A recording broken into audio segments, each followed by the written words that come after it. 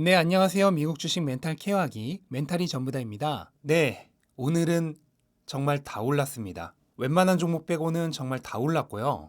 다우랑 S&P는 2% 정도, 그리고 나스닥은 2.5%, 어제 이어서 오늘도 폭등에 가까운 상승을 계속했습니다. 네, 근데 지금 트럼프 대통령이 대통령 선거 결과에 대해 소송을 제기할 것이란 게 공식화되어 있죠. 트럼프 대통령이 본인의 입으로 직접 얘기를 한 거고 그 이후에도 주장을 철회하지 않았기 때문에 지금 소송 가는 것은 공식화되어 있는 상황입니다. 그러면 우리가 가장 두려워하던 소송에 의해 대선 결과가 한 달, 두 달 지연되는 상황이 온 거예요. 근데 그럼에도 불구하고 왜 이렇게 오를까?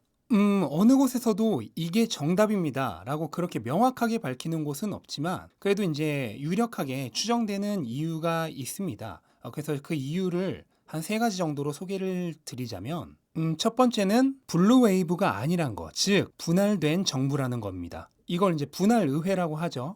현재 상원은 공화당이 되는 것이 대단히 유력한 상황이죠. 그렇게 되면 하원과 대통령은 민주당, 상원은 공화당이 되는 건데 이런 분할 의회가 되면은 일단 바이든이 추진하려고 했던 법인세나 소득세, 기타 자산들에 매기는 세금 등의 인상이 결코 쉽지 않을 것이라는 전망입니다. 하원에서 통과돼도 상원에서 통과가 안 되겠죠.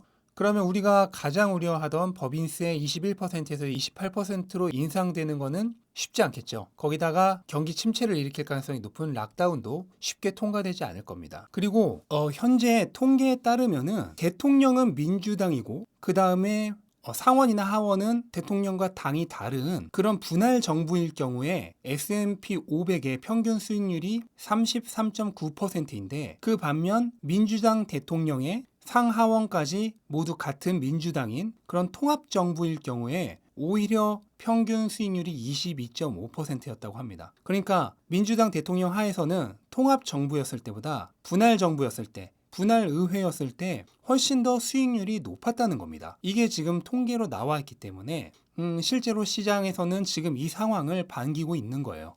일단 이게 현재 상황을 시장이 낙관적으로 보는 가장 주요한 이유 중에 하나입니다. 그리고 두 번째는 트럼프가 소송을 한다고 하기는 했는데 과연 끝까지 갈까 하는 의구심이 있는 거죠. 그러니까 적당히 하다 말 것이다 라는 그런 낙관적인 생각을 하고 있는 사람도 있는 것 같습니다. 저는 트럼프가 뭐 끝까지 갈지 아니면 적당히 하다 말지 여기 대해서 뭐 딱히 제 개인적인 의견은 없는데 일부의 의견으로서 트럼프는 본인 자신이 엄청난 자산가잖아요. 그러니까 대통령의 임기가 끝난다 하더라도 지켜야 할 것이 많은 사람인데 끝까지 가자고 하겠냐? 어느 정도 정치적으로 어필을 한 이후에 적당히 하다가 말지 않겠냐 하는 그런 낙관적인 생각을 하고 있는 사람도 있는 것 같습니다. 물론 이거는 이제 일부의 의견이니까 사실과 다를 수 있습니다. 그리고 세 번째로는 그냥 일시적인 단기적 과열일 가능성도 있죠. 어제 나스닥이 4% 가까이 워낙 폭등을 했었잖아요. 그러니까 다시 랠리가 시작되나 보다. 이거 지금 안 타면 큰일 난다. 라는 생각으로 마구마구 뛰어들고 있는 사람들도 분명히 있을 거예요. 그러니까 그런 사람들이 만들어낸 그냥 단기적 과열이다. 이렇게 보는 시각도 있습니다. 근데 뭐 단기적 과열인 건 사실이죠. 뭐 이유야 어찌 됐건. 그래서 이럴 때는 이제 조금 조심을 해야 되는 게 이런 단기적 과열 후에 또 과도한 조정이 발생할 가능성도 있기 때문에 그 부분은 항상 염두에 두고 투자를 하셔야겠습니다. 네, 그리고 몇몇 시장 뉴스를 소개를 드리자면요. 페드 연방준비은행이 단기 대출 금리를 현행 0에서 0.25%죠. 제로금리라고 하는 이 금리를 그대로 유지하기로 결정했습니다. 뭐 이거는 원래 뭐 약속이 돼 있었던 거죠. 근데 그거를 다시 한번 표명을 한 거고 근데 연준은 언제든지 물가 상승률 연간으로 2%라고 했죠. 그 범위를 넘어서면 금리를 올릴 가능성이 언제든지 도사리고 있습니다. 시장에는 분명히 안 좋게 작용을 하겠죠. 근데 뭐 당분간은 그렇게 인플레이션 될 일이 없어 보이기 때문에 금리를 올릴 일이 없겠지만 어쨌든 다시 한번 그거를 명확하게 한 거고 그 다음에 경제활동이 코로나 바이러스 이전보다 여전히 낮은 수준이기 때문에 더 많은 재정 지원과 추가적인 금전적 지원이 필요하다라고 얘기를 했습니다. 일단 그렇다고 해서 뭐를 어떻게 하겠다라는 구체적인 거는 없었어요. 지금 뭐 연준은 그냥 지켜보는 입장이죠. 정부의 부양책을 기다리면서. 네, 그리고 알게 모르게 비트코인의 가격이 치솟고 있습니다. 현재 하나로는 거의 1,700만 원 한 개당의 가격에 도달했고, 그래프를 보시다시피 최근 한 달간 중에 가장 비싼 가격이고요. 한 달 내내 지금 계속해서 오르고 있습니다. 비트코인의 가격이 이렇게 오르는 이유는, 비트코인은 뭐 아시다시피 전 세계가 다 하는 거잖아요. 근데 지금 전 세계 거의 대부분의 나라가 재정정책이나 부양정책으로 통화들을 막 풀어내고 있잖아요. 그러면은 전 세계적으로 돈이 막 쏟아져 나오고 있는 거죠. 그럼 그 돈이 어딘가로 가야 되는데 마땅한 투자처가 없을 경우 당연히 비트코인으로도 돈이 몰리겠죠. 그래서 가격이 오르는 건데, 뭐 이게 단순히 일시적인 현상이다, 아니면 추세적인 현상이다, 뭐 그거를 예언할 수 있는 사람은 아무도 없겠죠. 그래서 뭐 저도 비트코인에 투자를 하라 마라 얘기할 수 있는 뭐 그런 통찰력은 없고요. 본인의 판단으로 하시면 되겠지만, 어쨌든 현재로서는 이렇게 가격이 치솟고 있다, 그런 뉴스를 소개시켜 드렸습니다. 그리고 우리가 지금 대선에 가려서, 그리고 최근 랠리에 가려서 잊고 있는 것이 있는데, 코로나 바이러스는 여전히 기승을 부리고 있습니다. 지금 미국에서 최초로 일간 확진자 10만 명을 넘었다고 합니다. 그리고 계속해서 지금 증가하고 있는 추세고요. 지금 대선과 그에 따른 랠리로 인해서 시장이 지금 코로나 바이러스에 대해서 잊고 있는데, 분명히 잠잠해질 때쯤 되면은 그때는 지금보다 확진자가 더 늘어나 있을 수도 있겠죠. 그러면 이 코로나가 전면으로 부각되면서 또 시장에 큰 압박을 줄 수 있는 가능성이 여전히 잠재하고 있습니다. 그러니까 우리가 모르는 사이에 지금 뒤에서 시장에 대한 코로나의 위협이 점점 커지고 있다는 거 잊어서는 안 되겠습니다.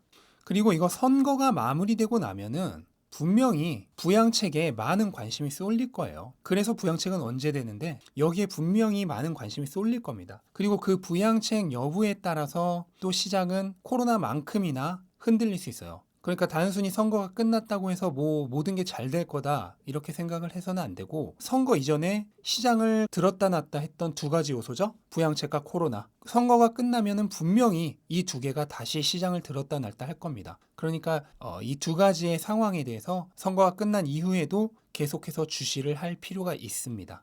네, 그리고 테슬라가 오늘 4% 이상 상승을 하면서 다른 빅테크들보다도 더 많이 상승을 해서 어저께 혼자 오르지 못해서 소외를 좀 받았었죠. 왕따가 됐었는데, 그 왕따의 서름을 오늘은 좀 풀었습니다. 4% 넘게 상승해서 440 근처까지 갔고요. 테슬라가 오늘은 소외가 안 된 뭐 이유를 따지자면은 상원에서 법인세나 소득세 인상은 그렇게 쉽게 통과시키지 못하겠지만, 그렇다고 해서 그린 정책까지 반대할 이유는 없거든요. 그린 정책을 반대한다는 거는 반친환경적인 그런 이미지를 줄 수 있기 때문에 그린 정책은 통과 안 시킬 이유가 없어요. 그러니까 법인세, 소득세 인상은 통과가 안 되더라도 그린 정책은 통과될 가능성이 높은 거죠. 그렇게 되면 테슬라는 법인세는 안 오르고 그린 정책 수혜는 받는, 어떻게 보면 이게 최상의 상황인 겁니다. 그렇기 때문에 테슬라는 현재 상황이, 테슬라라는 종목 하나만 놓고 보면은 가장 좋은 상황일 수도 있어요. 물론 이거는 추측일 뿐이고 앞으로 어떻게 전개될지는 아무도 알 수 없는 겁니다만.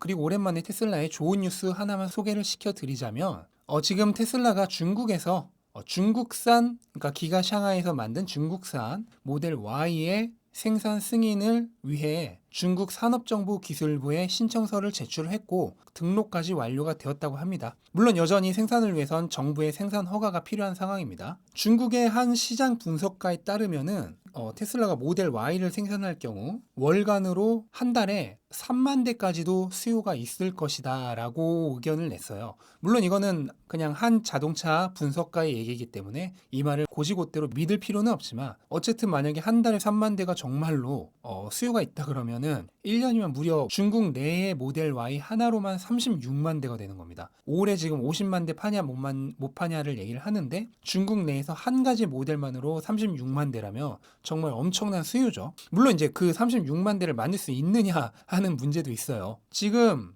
중국은 공장을 3교대로 돌리면서 풀 생산을 하고 있어요. 그래서 현재로서는 모델 3만 연간으로 25만 대를 생산 가능한 상황입니다. 하지만 지금 이게 모델 Y가 연말부터 이제 소량 생산이 시작이 될 예정인데 본격적으로 생산이 많아지는 건 내년 한 2분기 정도는 돼야 가능할 것으로 이제 보고 있는 거거든요. 모델 Y는 모델 3와 다른 그 옆에 새로 공장을 지어서 거기서 만들어지는 거죠.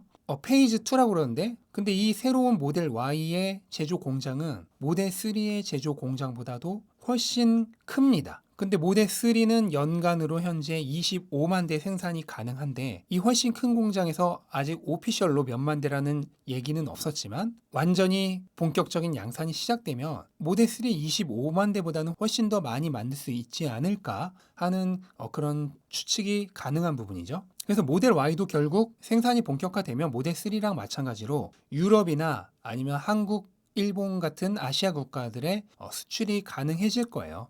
왜냐면 기가 베를린에서 모델 Y를 생산하는 거는 일단 오피셜로는 내년 7월부터로 돼 있기 때문에 그 이전까지는 중국에서 만들어서 수출을 할 수가 있어요. 그리고 지금 모든 거의 대부분의 애널리스트들이 모델 Y가 모델 3보다 더 인기 있을 것으로 예상을 하고 있습니다. 신제품이기 때문에 당연히 대기 수요도 몰리고 하기 때문에 초반에는 무조건 그렇게 되겠죠. 근데 어쨌든 이 모델 Y가 나오면은 저는 진짜로 내년에 일론 머스크가 말한 100만 대도 결코 꿈은 아니다. 충분히 가능하다.